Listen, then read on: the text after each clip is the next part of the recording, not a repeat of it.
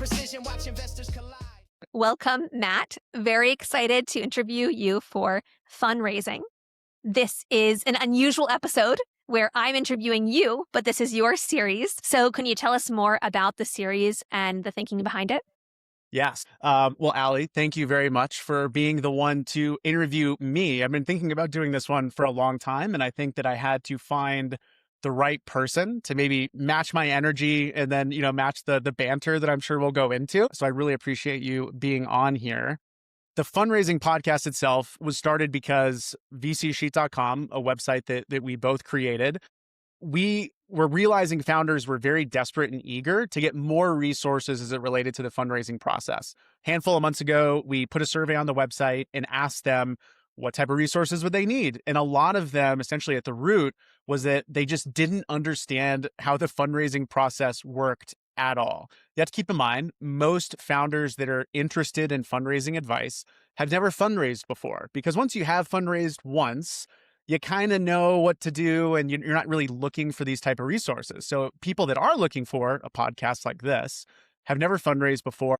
So they needed a glimpse behind the curtain for the whole process. From, we break it up into 3 different segments here.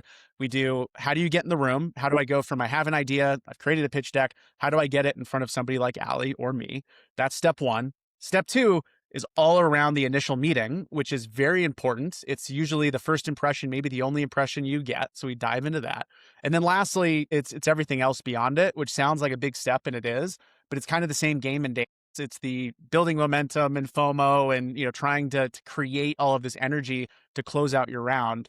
So we break it into that, and we have to do the whole thing because, again, if you haven't done it before, it's a blind box. There's no one really knows what to do with it. And it's, I like to say, we call it fundraising, but fundraising is the least fun thing that you will do, period, for your startup. So there's a little bit of a tongue in cheek there. Yeah. I think that's awesome. We've worked on VC Sheet together.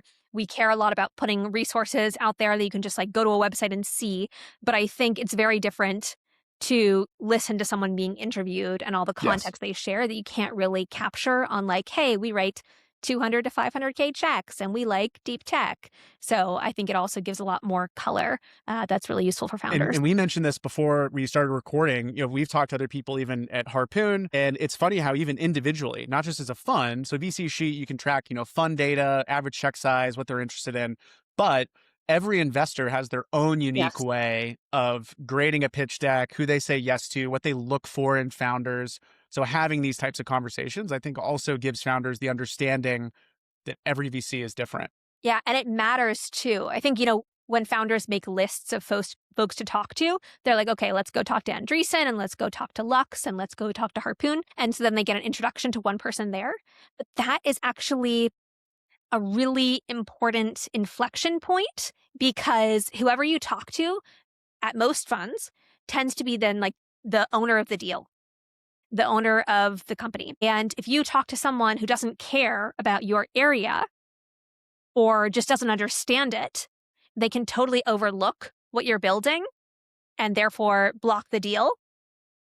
Even when their fund, other people to fund, even people who are higher up, might have actually been interested. And so I think that's another thing to emphasize here, which is that the person you talk to at the fund matters. And to your point, the variance is huge in terms of what their reaction is going to be. Yep, that's exactly right. Okay, let's dive in. I'm ready. Go. I've done so many of these on the other side. I think I can do it. I'm going to wing these though. I have not studied for these, although I feel like I have obviously a very unique advantage.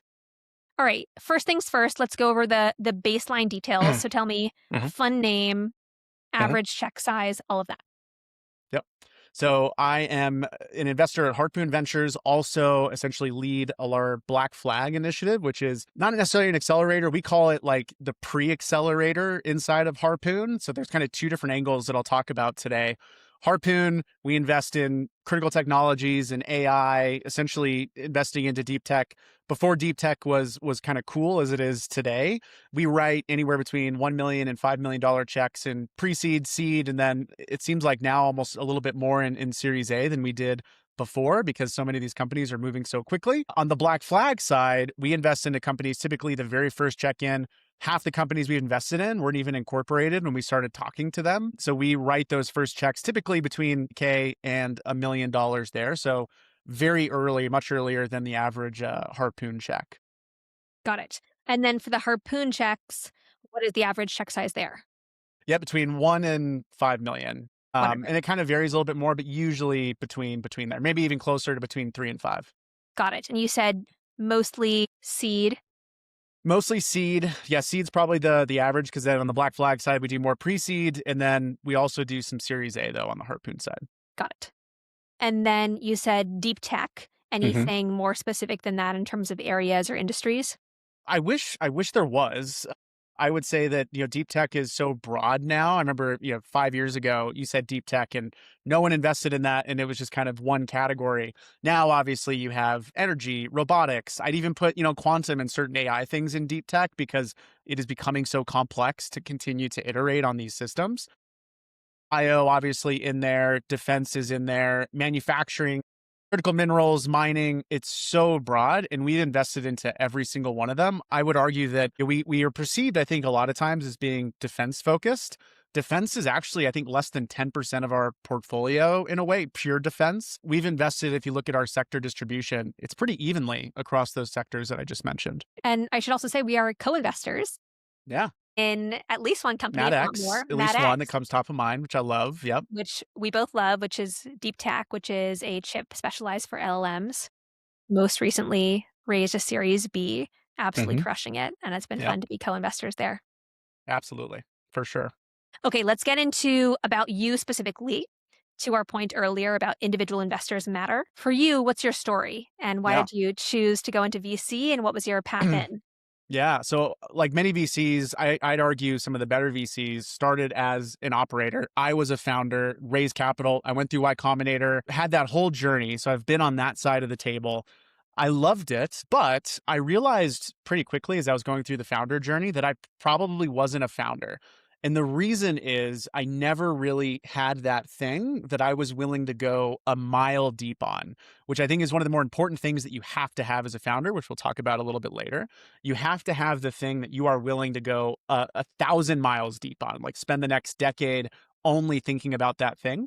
The startup that I had founded that I went through Y Combinator with was Employee Perks. We were essentially building on top of the Stripe issuing API before, Ramp and Brex, kind of around when they were getting started.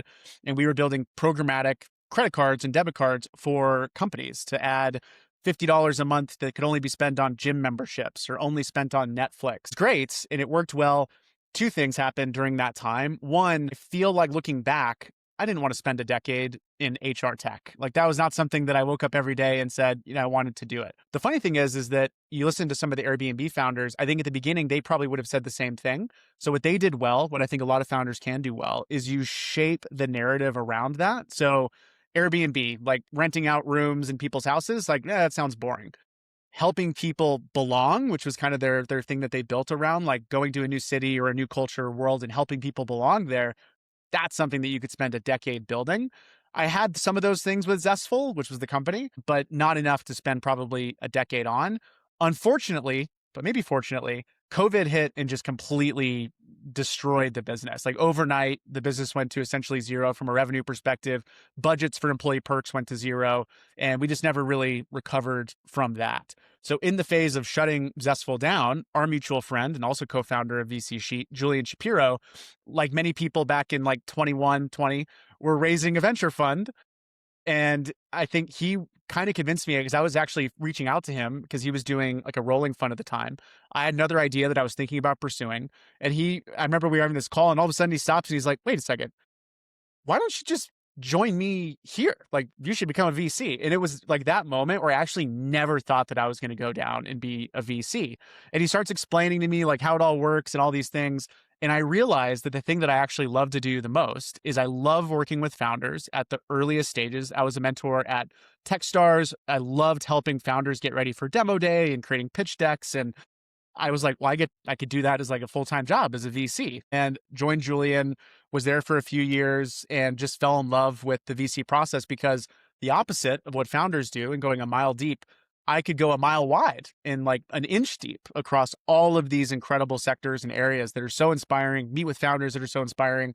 that is what essentially brought me into VC world. Joined Harpoon about a year ago to essentially double down on the thesis of how do we treat VC like a product? How do we build things on top of VC? We spent some time before this talking about with AI today, you can build almost anything on top of these. But Black Flag was an initiative there. We have a bunch of tools and resources we continue to build. So in a way, I joke that we are a startup within a startup that invests into startups in kind of a weird thing. And I love it.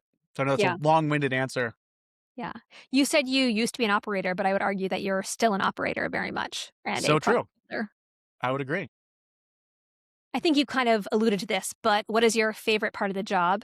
And then we'll go into least favorite after that. Yeah, the common answer, I think it's very rare that we get different answers here. The favorite part is I get to go a mile wide and an inch deep, meet so many incredible founders working on so many incredible things. Their life's passion is in their work, and being around those people is so infectious and so inspiring. It's the reason I think it's one of the best jobs in the world. I joke for anybody that has kids, it's very similar when you have kids or when you have grandparents. The grandparents have the best job in the world because they can kind of step in when they want to. And it's like, oh, this baby's so cute. I love your kids. But then they can drop them off and then go home and get a good night's sleep. Wow. It's exactly VCs how as founders are. grandparents. I had not thought of that, Yep. but That's what that it kind is. of works. And again, it's the easiest part. It's the best part about it. You get to surround yourself with these incredible people. The hardest part is I wish we could say yes way more, especially me. I'm awful at saying no. I wish I could give everybody money because you have people that are coming to you constantly, hundreds of people every single month that are pouring their life into this thing. And then you have to say, no, which is really, really hard. So that's definitely the worst part. What's something you wish founders understood better about being a VC? Yeah, there's a few different things I wish founders knew. And I think you have to be a VC to understand this. But the big thing is that when we say no, which again, we have to say a lot, it's very rarely for the reasons that the founders think. Founders take it very personal. I obviously took it personal when founders or VCs would say no to me. Sometimes it's not that it's your business is bad or they don't like you. A lot of times it's that maybe they have another portfolio company that's like doing something similar. They don't want to invest into you because they have a company that's in stealth that could do that. And it's not because, and even then taking the meeting or doing these calls isn't like we're spying on you or trying to stake information. Usually it's not what the company is doing now, but we're like, project 10 years from now, they're probably going to be competitors. And in our fund, a smaller fund, if you're Andreessen or Sequoia, you're going to have overlap across all of these. Our fund is much smaller. We're not making nearly as many investments. When we do make an investment, it's essentially our bet on that industry.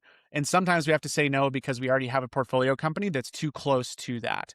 Another reason I wish more founders understood, we have bosses too. Our LPs have given us capital because we've convinced them around a specific thesis that's very unique. And we can't really go away from that. Like I say yes to a company that's doing like SaaS for dentists, for example, which is an example that Julie and I used to always joke about, although there are now like very successful SaaS for dentist companies out Yes. there. But the reason why we couldn't invest in them is because I can't, as soon as I do, and I report that to an LP, they're going to be like, wait a second, we didn't give you money to go invest into SaaS Yeah. for dentists. Right. What's the And that market could be size even here? yeah, exactly right. And we can't do it because we know that we're going to receive questions and that's going to affect our future fundraise, which brings me to the third and last one.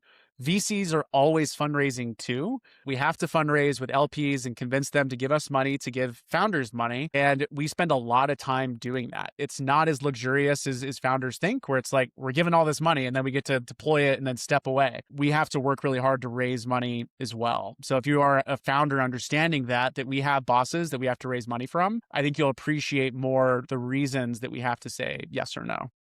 Yeah, I'm guessing it'll even not just give you more appreciation, but better understanding too. I think once you understand the incentives for someone, you can then figure out, okay, what do they need to get to yes Yeah. here?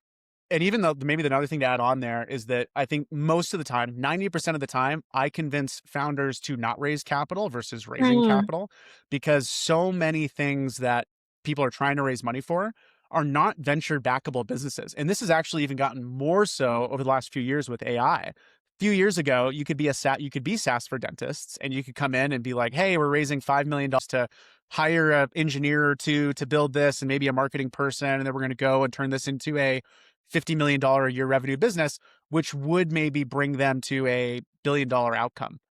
billion-dollar outcomes are almost not the game anymore. You got to be a deca-billion-dollar outcome for a VC to take it seriously. There are very, very few businesses that can do 100 million to $1 billion in revenue a year. So if you are a founder listening, I wish that they would better understand that there's a difference between VC outcomes and just building a very good business. And I think that you need to understand if you are truly a VC outcome or not. Yeah. Yeah. I wish the bootstrapped business were more glamorized the way the I VC know. So backing true. I business do think it's is. becoming Maybe more that'll so, though. change. I think a little bit Yeah. also because, we scoff as at VCs, we're like, oh, what's the market size if it's only like 500 million? That's huge. And if you build something there, especially if you own all or most of it, that is a completely life-changing outcome. And so I wonder with AI, given you can now build products that have extremely significant revenue much more easily, if we'll see the revitalization of bootstrapped businesses and kind of eschewing venture as the default path. Yep. We're going back to almost a 2 decade or more ago period where venture was not meant to be like a fundware software business, or a software fundraising for software business. It was meant to be something like we're doing Yeah. today, where it was to build railroads or to like build very hard things where it was very risky, 10-year time horizons. But over the last couple decades with software and certainly with the crypto and all these things, it became a way almost like a get rich quick thing where you're building something, you can put it into Google ads and Facebook ads, and that makes it grow that much faster. And all of a sudden in a year or two, you're a billion-dollar business. That wasn't really what VC was created for. And I think we're almost going back to the root of what VC was created for, which is investing into satellites and infrastructure and all these things that do cost a lot of money that just can't be underwritten by a bank. A bank wouldn't be able to give you these type of loans. So in a way, we're getting back to the old school VC. Yeah. What areas are you personally most excited about? There's so many. I think that maybe there's two things here. One is the ones I'm most excited about from a VC lens. Anything that is touching this wave that AI is pushing. Like AI is creating markets upon markets with the usage. What I mean by that, Matt X, we mentioned earlier, like there's a whole market for chip manufacturing to make chips more efficient, more powerful to handle the load that AI is creating through the immense demand. Energy for the data centers that are being built in there. So energy is exciting to me. And I think that AI creates robotics advancements and bio advancements. So this is a cheap answer because there's not really a particular industry or sector that's doing it, but all these things that are just being pushed viciously by AI to improve rapidly are the ones I'm most excited about. I think maybe a specific domain that I'm excited about. I love the ocean. I think there's so much to be built in the ocean. Space is right there too. I just think both of those frontiers, because of AI, are now wide open. And I think there's, trillion-dollar ecosystems waiting to be built there. So those are a couple of areas. And then I would say from a personal perspective, though, the areas I'm most excited about that I would not necessarily invest in from a VC is consumer AI stuff. I think obviously every week, every day, there's new consumer AI stuff, whether it's through Claude or some of these software tools and things that are being built that me Yeah. as an individual, I Yes. love it. So those are the things I'm most excited about from a Give me an personal level. example of something there. I mean, Whisperflow is maybe an example, although obviously they've raised a lot of money and they're a big business too. But that's an example of a software that, because of AI can exist. And then me as a consumer, my life is dramatically better because of it. There's a lot of tools I use for design inspiration that I think are very good so that you can, use AI to help with design inspiration. Midjourney, although again, a very venture backable business now, although they haven't really taken any venture capital. Anytime those tools get better, day gets a lot better. So those are Yes. some that I use all the time. I completely agree. I'm obsessed with the newest tools that I can use Mm-hmm. via Claude Code and like Mm-hmm. who has a good API, who has a good CLI, who has a good Yep. MCP. And it's actually been a nice thing to talk about with founders. When I talk to someone, I'm like, okay, this doesn't feel the right fit for our fund in terms of market size and investing, but like, can Mm-hmm. I be your first user? Totally. The Yeah. other one that I use very frequently is I use Suno. More than 50% of Really? the music I listen to is music that I've created with Suno. I Really? have 4 artists that I've created in Suno, uh, different genres across the board. And every now and then I'll be like, oh, I want a song that's like this genre that's about this. And I just put it into Suno and it makes songs for me and I save them. And I have playlists of like 100 songs across different genres that I've created, AI has created. that I listen to is like the music that I would listen to. Wow. Okay, we have to talk more about that. You are the first person I've met, though granted I haven't really asked people, that is actively creating music for themselves just to listen to day to day. I'm convinced that hot take, I have a son that's 7. He does this for his own music too. Okay, I think that, I see the children's use case for sure, but keep yeah, going.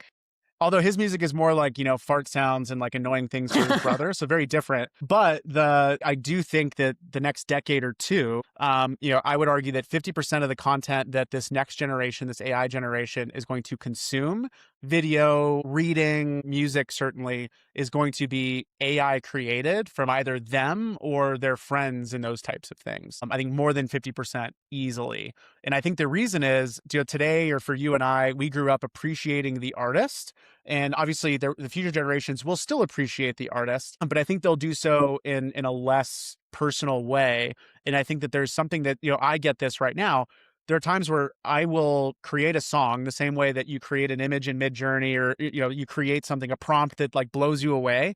Those moments of like, oh my gosh, they're inspiring to you. You feel like you created something valuable in the world without really doing much work. But those moments, I think, are enough to like to supersede the passion that you might have for a particular artist going forward.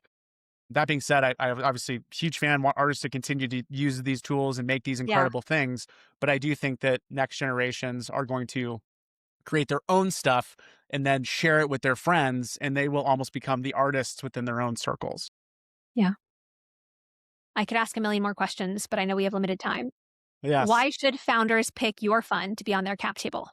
Yeah. So we work very, very hard. We roll up our sleeves and we mean it. I am in, 20 different Slack channels. I'm essentially a co-head of design for dozens of startups that we invest in. I do a lot of our branding, website design, certainly pitch deck design and fundraising help there. We also have, I think, the best government go-to-market team in the world. Our team has helped secure over $1 billion and growing quickly into non-dilutive funding opportunities for the companies that we get. So even if government is not something top of mind that you're going, government is a customer.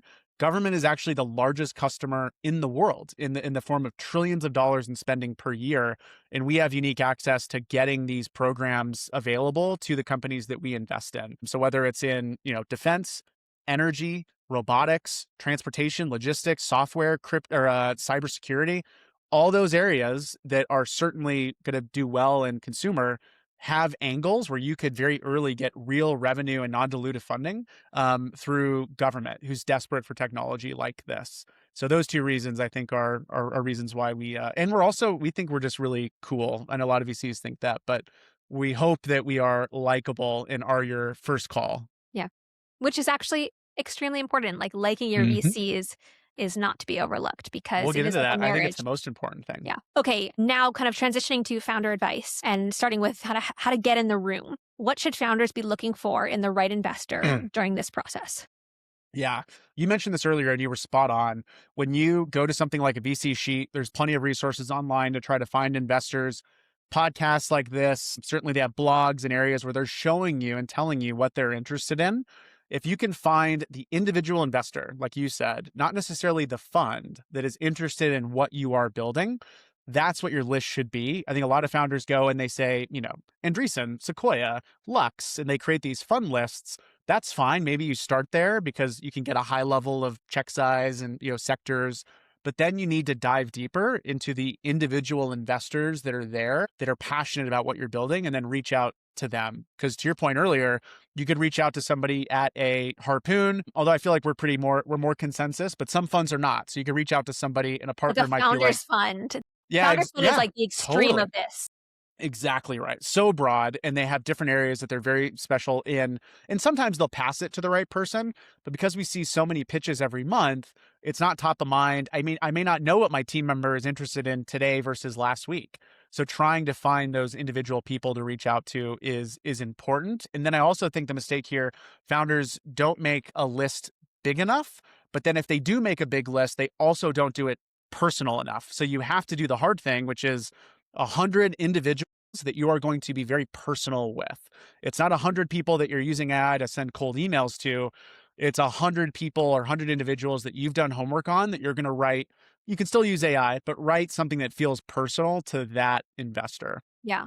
I mean, I think that gets at the next question I had, which is what is the best way for founders to get their pitch in front of VC? Podcast, I've heard people say that LinkedIn is the best way to do it, which feels kind of crazy to me. But I think that cold email and cold outreach is the best way that you can do it if you do not have access to the ecosystem.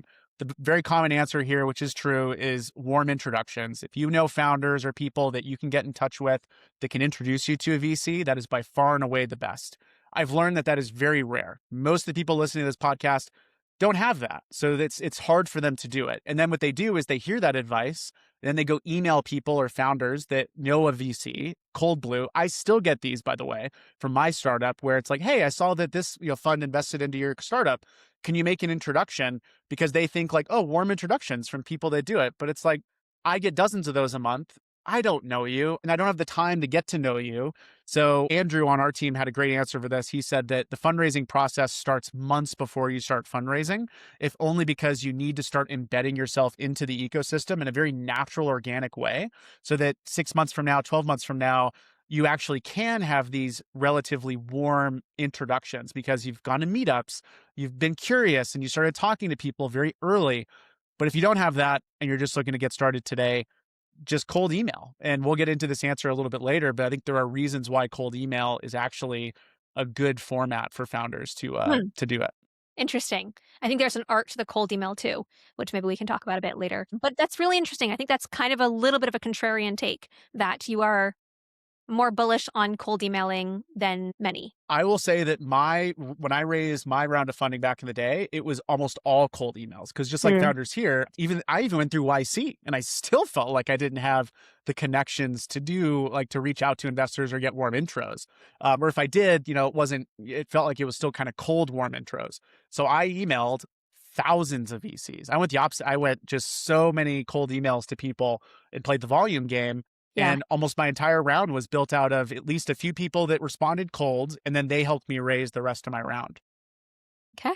Cold emails for the win. When you do get a cold email, when you get a cold pitch, what are you looking for there? Yeah. I need to see something unique right out of the gate. Because again, we get hundreds of these a month. They almost all feel kind of cookie cutter. And this goes back to the personal email. If you can write something that's very descriptive and very concise about what you're building, why you're the most important person to build it. In fact, by the time we launch this, I'll link to it. I'm building a blurb tool that founders can use where you can upload your pitch deck and it'll write a blurb that VCs will actually want to respond to, because so many blurbs are like, they're either too long or too fancy. In hard tech, it's very hard to turn like your very complex thing into something very simple. So I need to see that in the email because I wouldn't even open your pitch deck if I don't feel like I've captured that from the email.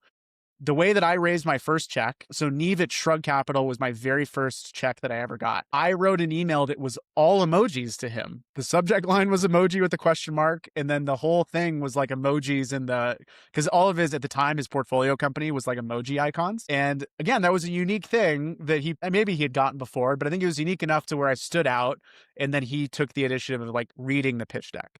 So if you do something unique, maybe emojis isn't the right way anymore, but if you were to be a little more personal and unique, I will then open your pitch deck, which is what you're essentially trying to do with that cold outreach. What slide within a pitch deck, once you're convinced to open it, what slide do you gravitate towards first? I don't have a slide specifically. A lot of VCs here say team slide, which is obviously very important. Mission slide, very important. AJ from Outset Capital kind of had this, not Outset, Outlander Capital.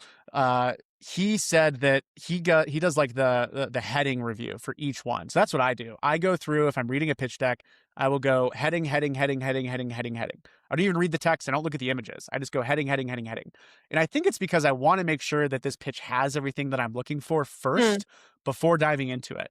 Another thing that you and I mentioned before this, which I think is true, I am reading less and less pitch decks every day. I think a pitch deck is kind of going away because VCs, certainly us, we have AI read all the pitch decks that come our way first.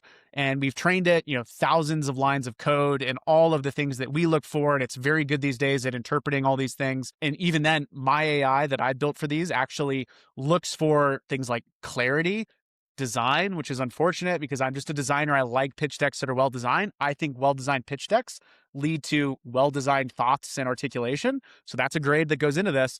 By the time I open a pitch deck, it's because our AI has actually said, like, this one is pitchrec.com is the tool that we use to analyze it. If you were to put your deck into pitchrec.com, you will get a slide-by-slide analysis and then an overall grade. That's the same grade that we get. So if you get a good grade there, that means that it is going to be a deck that we open. If you get a bad grade there, a neutral grade, I probably won't see your pitch deck unless you just completely nailed the cold outreach blurb. Okay, you said pitchrec.com. Pitchrec.com, pitchrec.com. All right. Let's move into how to crush the initial meeting. Yes. When you do take an initial founder meeting, so you've graduated, you've seen the deck, or you've seen the blurb, now you're in that meeting. What do you need to hear to move it to the next stage? I think a lot of VCs will agree with this. I want to see that the founder is ready to go, 1,000 miles deep on this, like I mentioned earlier. And there's a few ways that you can do that. You can share a story of why it's personal to you, why this is something you want to spend the next 10 years on. All the things that you say are important, but I think it's the way that it is said that is more important to me. I want to see that you have energy and excitement behind this.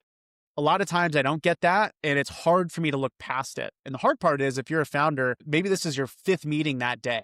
It's really hard to carry that energy forward into all of these things, especially if you're, 2 weeks in and you've gotten a bunch of no's. Fundraising is like getting punched in the face 10 times a day, and you have to still show up to the next meeting like smiling about it. It's kind of psychotic, but that's what being a founder is. I need to see that. I need to see that you're excited. After that, which is usually within the first minute or two, I also want to see that you are the right team to solve this problem. And I'll say that by the time I'm meeting with you, I've already done the research on the market. I've already done the research on like what you're building and why it's something that should exist. I think most VCs do this. They wouldn't take the meeting otherwise. Actually, about to push back there. You might be unique in how well prepped you are for a meeting. I've seen plenty VCs that even if a deck is sent ahead of time, they haven't really looked at it. Oh, that's a shame. I think that you need, as a VC, you should, because otherwise there's so many decks that come our way. I don't have time to meet with somebody if in the first 30 seconds I'm like, oh, that's what you guys are doing? Like, I'm actually not interested in this. So I very much will only take a meeting if it's something that I know I'm interested in learning more in, and I think there's a business here. So for me personally, at least in this, if you're meeting with me for the first time, you don't need to spend as much time on the market, why this is important, why this is big, which is what a lot of founders usually spend that first meeting doing. It's like they're convincing me why this is a good idea. For me personally, I'm already convinced it's a good idea, or at least I'm leaning that way already. I'm more interested in that first meeting, figuring out why you are the one that is going to solve it. And for me, that's, you have the desire to go a mile deep on this or 1,000 miles deep on it. And you also have, the technical know-how or the ability to somehow do it better than the next person that might have the same idea. Because honestly, it's very, very rare. I can't even remember the last time that I sat with somebody for the first time that was pitching me an idea that I hadn't already seen a dozen times before. That's another thing that I think founders don't understand. Their idea is very rarely unique, very rarely, especially because so many startups today are in stealth. You don't know how many competitors you actually have. You have a lot of them and you don't even know it. So by the time I get it, it's maybe not exactly the same thing. And maybe you have this slightly different technical thing that you are doing, which maybe you should talk about in your differentiation. But I just want to see you as a founder are actually the most differentiating factor for why this will work or why it won't. That's what I want to know in that initial call. Yeah. I think that starts to answer my next question, which is what's a green flag founder trait that gets you excited to invest? Yeah, it's exactly that. It's that you can show me that you are the person to do this. And you show that to me. I'm an energy person. I want you to have a lot of energy, be excitable, because I think that if you can show me that in this first call, you're going to show other VCs this, which will make it easier to raise money. You're going to show this for the people that you have to hire. It's so hard to hire the right people. Showing that energy and excitement is how you're going to hire the right talent. And then obviously with sales, most founders are going to be the people that are selling their products to, government, to large enterprises, and you need to have that energy to do it. So for me, that's the green flag. And the red flag is kind of the opposite of that. It's when you don't show me those things, I immediately am like, you're not going to be able to convince other investors to hire the right people and to sell to the right customers. So it's the inverse, I think, to me, that's the reason I would be like, it's not worth it, even if everything else is perfect. What's a question that founders should ask VCs during the fundraising process? Yeah, I do believe that founders should ask questions because it is a two-way street. You are also going through plenty of calls and want to figure out who the right VCs are. I appreciate when founders are direct, but they're not like arrogant. We get a lot of arrogant founders. Maybe that's another red flag where they go into this almost overconfident and are kind of like, you're lucky that I'm having this meeting with you. And they kind of treat it as like they don't want to answer questions. They answer very quickly. And I can tell right away, it's like they're trying to build FOMO. I Yeah. know they don't have it, but they're trying to do it with like Yeah. this I don't care personality. So by asking questions that show there's a mutual interest, I think kind of solves for that. So ask, you know, is there anything that I said here today that was confusing or that I could add on to? How does your process work internally so that I make sure I can give you the things that you need? So treat it more of like a, you're not asking questions to be arrogant, like, why should I choose you to be on my cap table? It's more, what can you give me so that I can give you more to make this process easier? How do I push you into conviction? Find the way to ask those questions in a way that doesn't come off as being arrogant. Like, when can I hear from you next? Instead of saying that, you should say, what does your process look like so that I Yeah. can better support you in that Yeah. process type of thing. What's a common mistake you see founders making during this phase? There's so many. I think the one that kind of stands out is this. It's very easy during this phase to start stretching the truth because you feel like you have Mm. limited time to cover so much that you start to really stretch the truth. And it's either stretching the truth with LOIs that you have or revenue that you have, progress you made technically, all these things that right out of the gate, you feel like you have to lead with to get the second meeting. And then also you start saying like VCs we have 10 meetings with VCs. They're almost all saying yes. Sometimes I get name drops with VCs, which is a huge mistake because we all talk to each other. I'll shoot a text to somebody and be like, are you talking to this company? And they'll be like, oh yeah, we meet with them on Friday. And it's like, oh, so you haven't talked with this VC yet.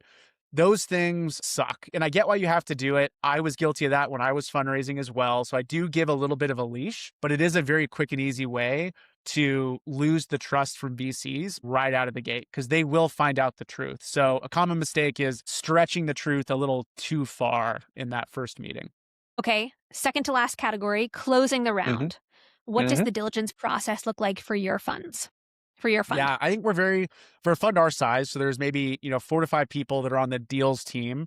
Typically what happens is, one of the people on the deals team will find a startup or a founder they like. Usually it's the one person that'll take that intro call unless the round is moving very quickly. If we stumble into a company that's like, hey, via email or via intro, like we're closing in 2 days, we will then like get the whole team behind meeting with them ASAP because typically the process is we have an individual meeting and we have a whole team meeting. Then we kind of have another whole team meeting where we kind of ask any questions there. So typically it's a few meetings when we're making these decisions. Depending on how fast the round is moving is how many meetings we have. So if it's very hot, moving very quickly, we might just have one meeting where our whole team is there and we try to just get everything out. All the things that we mentioned before. Why are you the team to build this? How far along are you? How's the round dynamics and stuff filling out there? So typically it's those. It's so weird. Diligence is weird these days because I think that half the time we can afford diligence because maybe the round isn't moving as fast. So we can, we put it into AI. We have our own set of experts across different areas that we rely on. A lot of our founders we rely on. So we'll send them like, what do you think about this? Is this something that you would buy if you're a potential customer? We go through a formal diligence process where we do ask all these questions and we do follow-ups.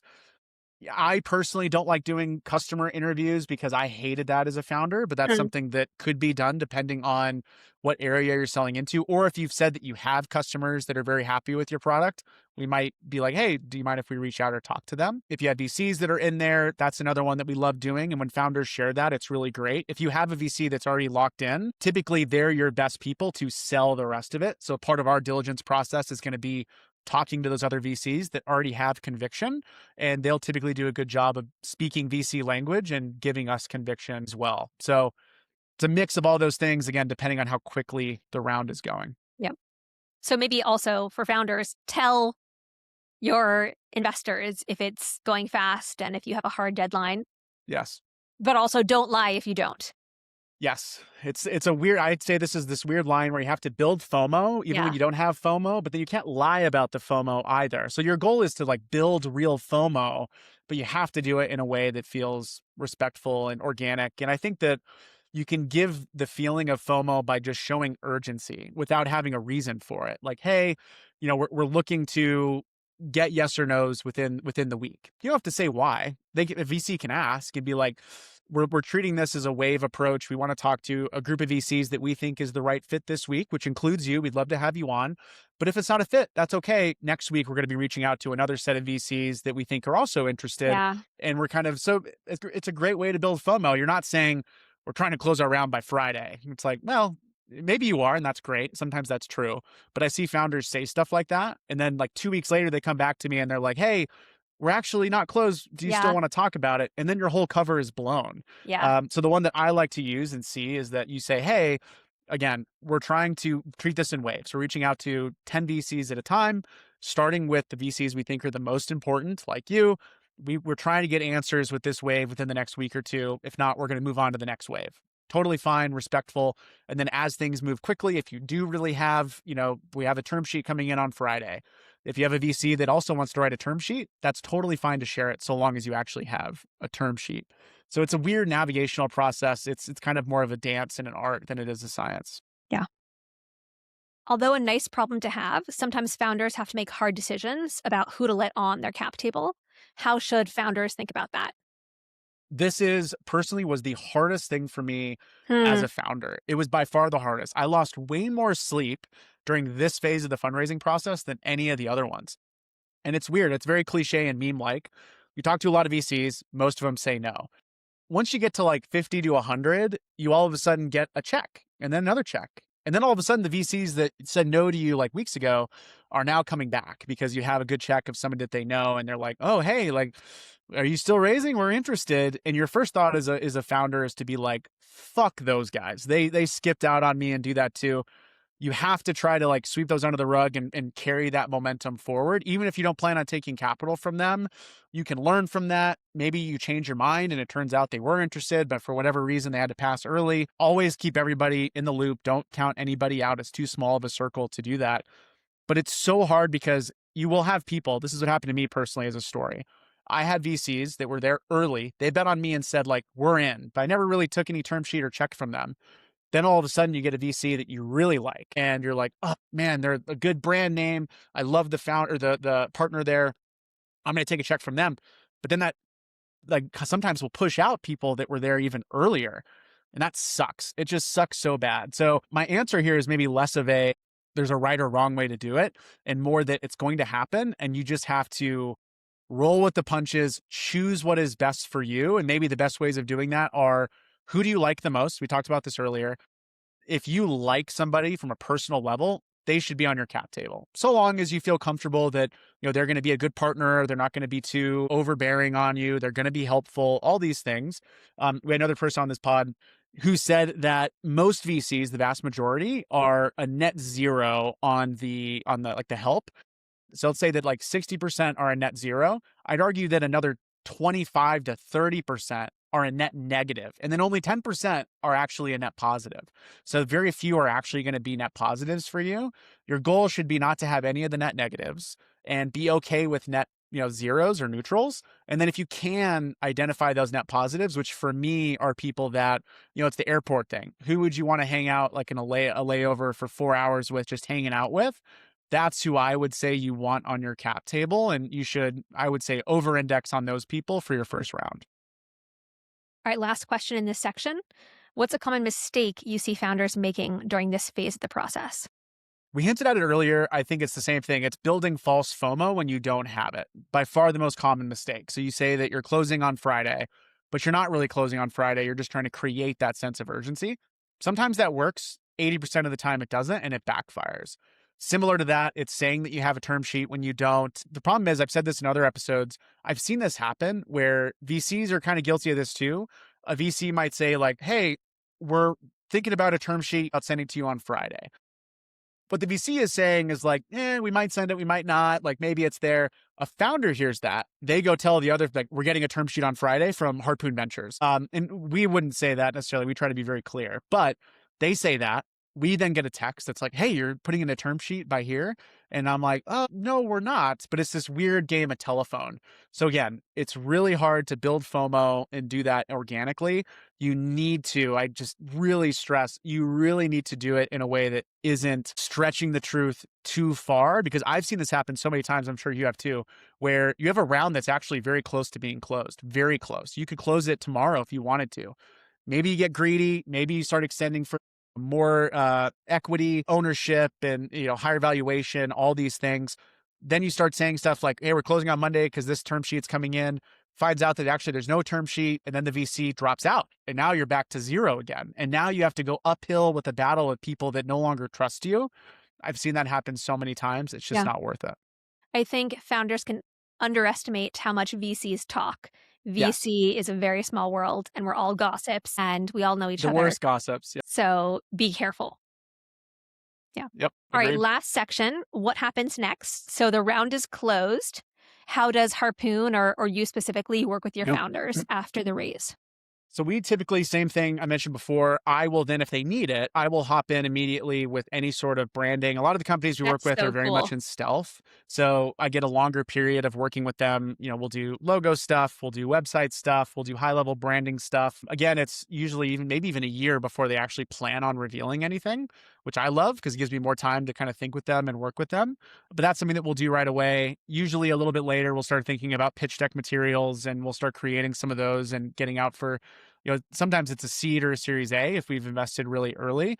Typically, if we're going in at a late seed, like a very expensive seed or a series A, I'm not needed for that. They typically already have enough funding. They're going to hire a design team or an agency, which is totally fine. But that's one thing we do right away. We also immediately will get our go-to-market team, again, working with you. Even if you don't plan on selling to government, we can at least start to educate you on the industry, on opportunities that you might have. It's a long process. Typically, there's a lot of formal application stuff. So our team will start working with you right away as those things go. Got it. What's a common mistake you see early stage founders make right after they finish the raise? It almost depends on how long the fundraise is, but I feel like right after you fundraise, there's this moment of like relief and you kind of like slow down and you Yeah. felt like you just went through a battle. And then all of Yeah. a sudden that's how the race starts. It's like you just ran a marathon, but then like the gun goes off and you're like, wait a second, I thought I just finished this marathon and now I'm like running the actual marathon.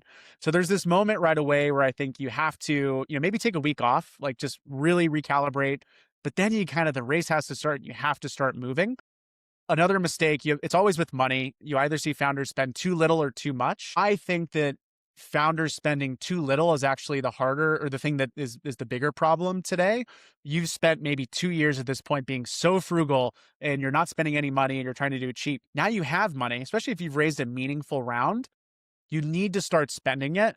The problem is that you have to start spending it in all the right ways, hiring the right people, spending the right money in the right places. So that's the hard part, but you have to spend it. The companies that win are the ones that spend all the money that they were given in all the right ways. So that's the North Star. Anything, besides that is maybe not a mistake, but is not as best as you could be doing. Yeah. I like what you said. I hadn't thought about that before, especially for folks that are doing their first ever round of funding. They're used to being so frugal.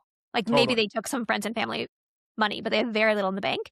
And then, especially if you do a significant raise, which we're seeing more and more, then you are optimizing for different things. Now it's about speed and building the team and getting to the next milestone so you can raise the next round. So the dynamics of your business have significantly changed, but you're still in this like frugal mindset. And that can take too long for people to grow out of. Totally. Yep. It's hard.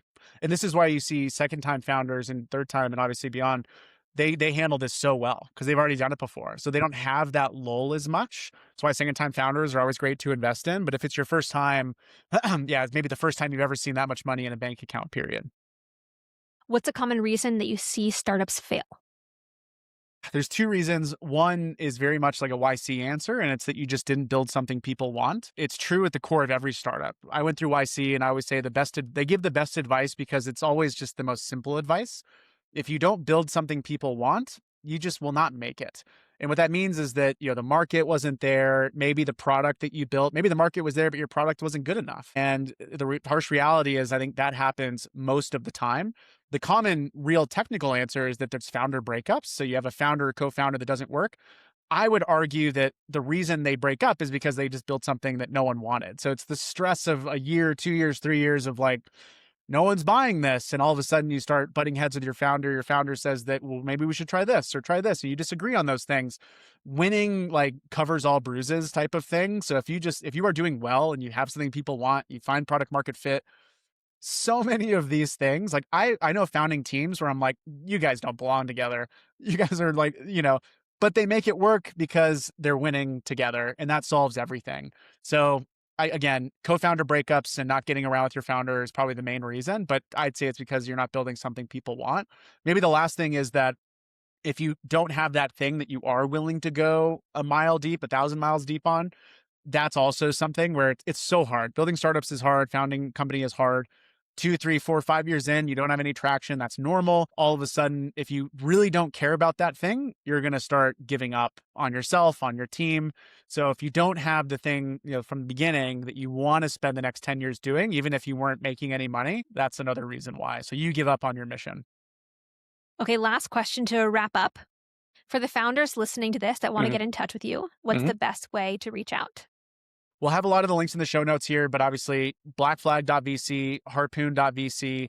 You can find all of us, including myself, on LinkedIn. We wish that we were more vocal on X, but we're not cool enough, I don't think, to really write there. But both of those websites, we have a lot of resources for founders. And then, of course, vcsheet.com, we're continuing to add more resources to as well. I disagree that you're not cool enough to be on X, but appreciate the Maybe it's I'm candor. not cool enough to I don't have the time to continue conversations, which X kind of requires. It does. No. Thank you so much, Matt, for Thank allowing me you. to interview you, but This was also great. putting together this series. I can see it being very helpful for founders. Thank you. I appreciate it. And your episode's coming up next. We're going Okay, to throw sounds that good. hint here somewhere. Bye, Ali. Pitch pass, iterated fast. Story beats data when the storyline's vast. Vision's the ignition, but the numbers steer the ride. Conviction and precision, watch investors collide.